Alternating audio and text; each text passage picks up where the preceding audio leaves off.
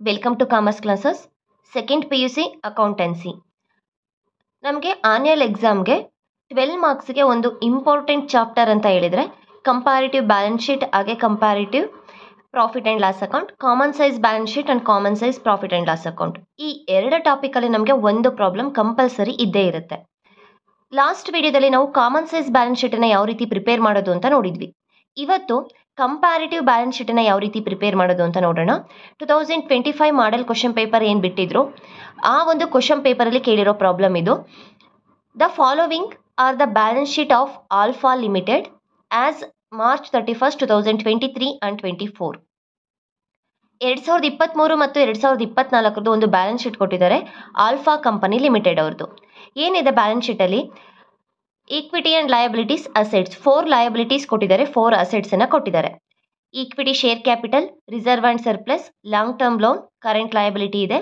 ಅಸೆಟ್ಸಲ್ಲಿ fixed assets, non current investment, current assets, term loan and advances. 2023, 2024 ಏನಿದೆ 2023ರಲ್ಲಿ ಎಷ್ಟಿತ್ತು, 2024ಕ್ಕೆ ಎಷ್ಟಾಗಿದೆ. Comparative ಅಂದರೆ ಏನು?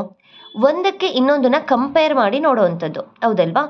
ಇಲ್ಲಿ ನಾವೇನು ಮಾಡ್ತಾ ಇದ್ದೀವಿ, 2023 ಈಗ ಫಾರ್ ಎಕ್ಸಾಂಪಲ್ 2 ಲ್ಯಾಕ್ ರುಪೀಸ್ ಆಗಿದೆ ಅಲ್ವಾ, 2 ಲ್ಯಾಕ್ ಆಗಿದೆ. 2024ಕ್ಕೆ 4 ಲ್ಯಾಕ್ ರುಪೀಸ್ ಇರೋವಂಥದ್ದು ಈಕ್ವಿಟಿ ಆ್ಯಂಡ್ ಶೇರ್ ಕ್ಯಾಪಿಟಲ್.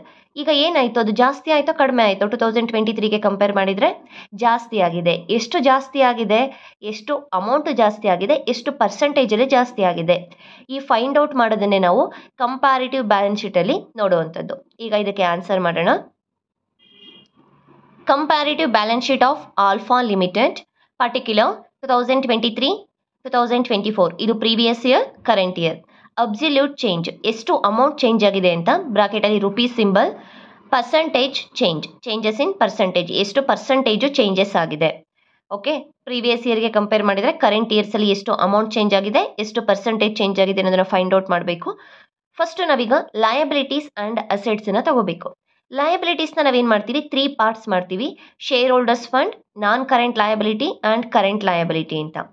ಇಲ್ಲಿ share equity and liabilities, share holders fund. Share holders ಫಂಡಿಗೆ ಯಾವ್ಯಾವ್ದು ಬರುತ್ತೆ?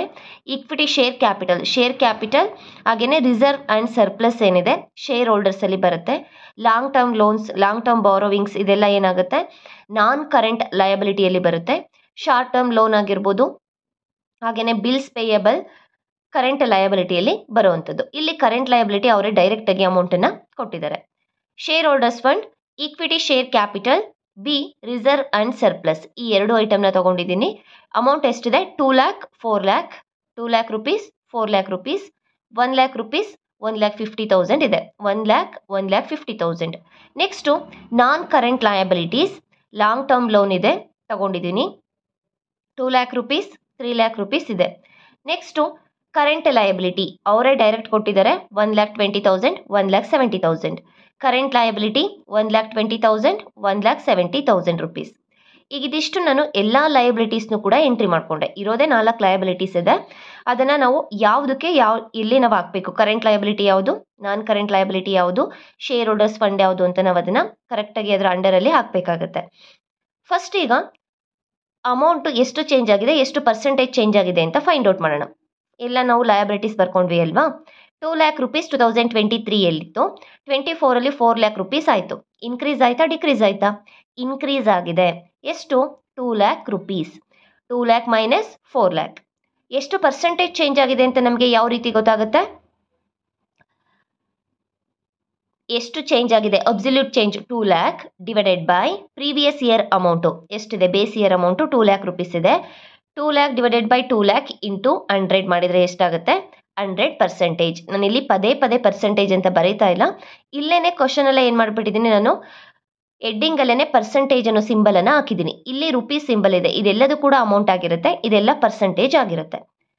ನೆಕ್ಸ್ಟ್ ಏನಾಗಿದೆ, reserve and surplus. 1 lac rupees ಇತ್ತು, 1,50,000 ಆಯಿತು. 1,50,000 ಮೈನಸ್ 1 ಲ್ಯಾಕ್ ಎಷ್ಟಾಗುತ್ತೆ? 50,000. ಅಂದರೆ 2023ಕ್ಕಿಂತ 2024ರಲ್ಲಿ 50,000 ಜಾಸ್ತಿ ಆಗಿದೆ, ಇನ್ಕ್ರೀಸ್ ಆಗಿದೆ. ಓಕೆ, ಪರ್ಸೆಂಟೇಜ್ ಯಾವ ರೀತಿ ಬರುತ್ತೆ? 50,000 ಡಿವೈಡೆಡ್ ಬೈ 1 ಲ್ಯಾಕ್ ಇಂಟು 100, 50% ಅಷ್ಟು ಚೇಂಜಸ್ ಆಗಿದೆ. Next non current liability long term ಲೋನಲ್ಲಿ 2 ಲ್ಯಾಕ್ ರುಪೀಸ್ ಇದ್ದಿದ್ದು 3 ಲ್ಯಾಕ್ ರುಪೀಸ್ ಆಗಿದೆ. ಎಷ್ಟು ಚೇಂಜಸ್ ಆಗಿದೆ? 1 ಲ್ಯಾಕ್ ರುಪೀಸ್ ಏನಾಗಿದೆ? ಇನ್ಕ್ರೀಸ್ ಆಗಿದೆ. 50% ಹೇಗೆ ಬಂತು? 1 lakh divided by 2 lakh into 100 50%. In case ಏನಾದರೂ ಡಿಕ್ರೀಸ್ ಆಗಿದ್ರೆ ಬ್ರಾಕೆಟಲ್ಲಿ ಬರೀಬೇಕು ಮೈನಸ್ ವ್ಯಾಲ್ಯೂನ. ಓಕೆ, ನೆಕ್ಸ್ಟ್ ಕರೆಂಟ್ ಲಯಬಿಲಿಟೀಸ್ ಅವರೇ ಡೈರೆಕ್ಟಾಗಿ ಕೊಟ್ಟಿದ್ದಾರೆ. 1,20,000 ಇದ್ದಿದ್ದು 1,70,000 ಆಗಿದೆ. ಅಂದರೆ 50,000 ರುಪೀಸ್ ಏನಾಗಿದೆ? ಇನ್ಕ್ರೀಸ್ ಆಗಿದೆ. ಪರ್ಸೆಂಟೇಜ್ ಯಾವ ರೀತಿ ಬರುತ್ತೆ? 50,000 ಡಿವೈಡೆಡ್ ಬೈ 1,20,000 ಇಂಟು 100 41.66% ಅಷ್ಟು ಚೇಂಜಸ್ ಆಗಿರೋದು. ನೆಕ್ಸ್ಟ್ ಟೋಟಲ್ 6,20,000 10,20,000 ಈ ಟೋಟಲ್ ನಿಮಗೆ ಕ್ವಶನಲ್ಲೇ ಇರುತ್ತೆ. 2023 6,20,000 ಟೋಟಲ್ ಲಯಬಿಲಿಟೀಸ್ ಇತ್ತು. 2024 10,20,000 ಇದೆ. ಹಾಗಾದರೆ ಎಷ್ಟು ಡಿಫ್ರೆನ್ಸ್ ಇದೆ? ಎಷ್ಟು ಇನ್ಕ್ರೀಸ್ ಆಗಿದೆ? 4 ಲ್ಯಾಕ್ ರುಪೀಸ್ ಇನ್ಕ್ರೀಸ್ ಆಗಿದೆ. ಪರ್ಸೆಂಟೇಜಲ್ಲಿ ನಾವು ಹೇಳೋದಾದರೆ ಎಷ್ಟು ಇನ್ಕ್ರೀಸ್ ಆಗಿರುತ್ತೆ? 4 ಲ್ಯಾಕ್ ಡಿವೈಡೆಡ್ ಬೈ 6,20,000 ಇಂಟು 100 64.52% ಅಷ್ಟು ಚೇಂಜಸ್ ಆಗಿದೆ, ಇನ್ಕ್ರೀಸ್ ಆಗಿದೆ ಅಂತ ಹೇಳ್ಬೋದು. ಇದೇ ರೀತಿ ನಾವೀಗ ಅಸೆಟ್ಸ್ಗೂ ಕೂಡ ಮಾಡಬೇಕು. ಅಸೆಟ್ಸಲ್ಲೂ ನಾವು 2 ಟೈಪ್ಸ್ ಮಾಡ್ತೀವಿ, non current assets and current assets ಅಂತ. ಇಲ್ಲಿ ನಾನ್ ಕರೆಂಟ್ ಅಸೆಟ್ಸಲ್ಲಿ fixed assets, non current investment ಈ ಎರಡು ಕೂಡ ಬರುತ್ತೆ. ಕರೆಂಟ್ ಅಸೆಟ್ಸಲ್ಲಿ ಕರೆಂಟ್ ಅಸೆಟ್ಸ್ ಕೊಟ್ಟಿದ್ದಾರೆ, ಹಾಗೆಯೇ ಟರ್ಮ್ ಲೋನ್ ಆ್ಯಂಡ್ ಅಡ್ವಾನ್ಸಸ್ ಅಂತ ಇದೆ, ಇದು ಕೂಡ ಕರೆಂಟ್ ಅಸೆಟ್ಸ್ ಆಗುತ್ತೆ, ಶಾರ್ಟ್ ಟರ್ಮ್ ಲೋನ್ಸ್ ಆಗಿರ್ಬೋದು. ಸೊ ಈಗ ನಾವೇನು ಮಾಡಬೇಕು?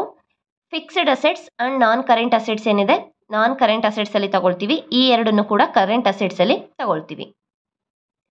Assets, non current assets, fixed assets 2 lakh rupees 5 lac rupees, ನಾನ್ current investment 1 lac rupees 1,25,000 rupees. Next current assets ಅವರೇ ಅಮೌಂಟ್ ಕೊಟ್ಟಿದ್ದಾರೆ, 2,55,000 3,25,000, ಹಾಗೆಯೇ loan, term loan and advances 65,000 70,000. ಈಗ ಟೋಟಲ್ ಮಾಡೋಣ ನಾವೀಗ. 6,20,000 2023, 10,20,000 2024 ಇರೋವಂಥದ್ದು. ಎಷ್ಟು ಚೇಂಜಸ್ ಆಗಿದೆ ಅನ್ನೋದನ್ನು ನೋಡಬೇಕು. 2 ಲ್ಯಾಕ್ ರುಪೀಸ್ ಇತ್ತು, 5 ಲ್ಯಾಕ್ ರುಪೀಸ್ ಆಗಿದೆ ಅಂದರೆ 3 ಲ್ಯಾಕ್ ರುಪೀಸ್ ಅಷ್ಟು ಇನ್ಕ್ರೀಸ್ ಆಗಿದೆ. 3 ಲ್ಯಾಕ್ ರುಪೀಸ್ ಪರ್ಸೆಂಟೇಜಲ್ಲಿ ಹೇಳೋದಾದರೆ 3 lac divided by 2 lakh into 100 150% increase ಆಗಿದೆ. 2023ಯಲ್ಲಿ ನಾನ್ ಕರೆಂಟ್ ಇನ್ವೆಸ್ಟ್ಮೆಂಟ್ 1 ಲ್ಯಾಕ್ ಇತ್ತು, ನೆಕ್ಸ್ಟು 1,25,000 ಆಯಿತು, ಅಂದರೆ 25,000 ಇನ್ಕ್ರೀಸ್ ಆಗಿದೆ. ಇದನ್ನು ಮೈನಸ್ ಮಾಡಿದಾಗ ಸಿಗುತ್ತೆ 25,000 divided by 1 lac into 100 25%. Next current assets 2,55,000 ಇದ್ದಿದ್ದು 3,25,000 ಆಯಿತು. ಅಂದರೆ ಎಷ್ಟು ಡಿಫ್ರೆನ್ಸ್ ಇದೆ? 70,000 ಅಷ್ಟು ಏನಾಗಿದೆ? ಇನ್ಕ್ರೀಸ್ ಆಗಿದೆ. ಪರ್ಸೆಂಟೇಜಲ್ಲಿ ಹೇಳೋದಾದರೆ 70,000 divided by 2,55,000 into 100 27.45%. Term loan and advances 65,000 ಇದ್ದಿದ್ದು 70,000 ಆಗಿದೆ. 5,000 ರುಪೀಸ್ ಏನಾಗಿದೆ? ಇನ್ಕ್ರೀಸ್ ಆಗಿದೆ.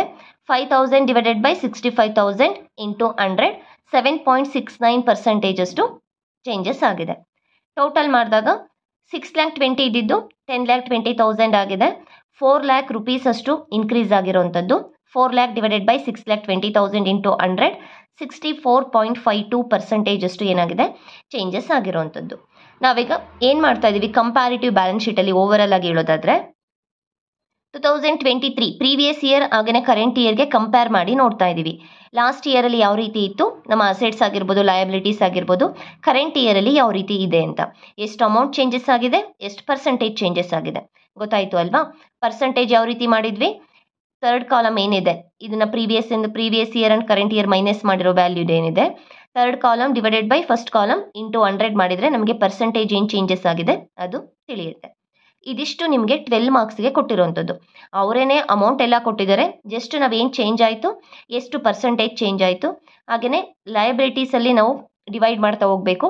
ನಾನ್ ಕರೆಂಟ್ ಲಯಬಿಲಿಟಿ ಯಾವುದು, ಕರೆಂಟ್ ಲಯಬಿಲಿಟಿ ಯಾವುದು, ಶೇರ್ ಹೋಲ್ಡರ್ಸ್ ಫಂಡ್ ಯಾವುದು, ಈ ರೀತಿ. ಅಸೆಟ್ಸಲ್ಲೂ ಅಷ್ಟೇ ನಾನ್ ಕರೆಂಟ್ ಅಸೆಟ್ಸ್ ಯಾವುದು, ಕರೆಂಟ್ ಅಸೆಟ್ಸ್ ಯಾವುದು, ಎಲ್ಲದು ಡಿವೈಡ್ ಮಾಡಿಬಿಟ್ಟು ಅದನ್ನು ಅಸೆಟ್ಸನ್ನು ಸಪ್ರೇಟ್ ಮಾಡಿ ಹಾಕಬೇಕಾಗತ್ತೆ, ಪರ್ಸೆಂಟೇಜನ್ನು ಕ್ಯಾಲ್ಕುಲೇಷನ್ ಮಾಡಬೇಕಾಗತ್ತೆ. ಇದಿಷ್ಟಕ್ಕೆ ನಿಮಗೆ 12 ಮಾರ್ಕ್ಸ್ ಇರುವಂಥದ್ದು.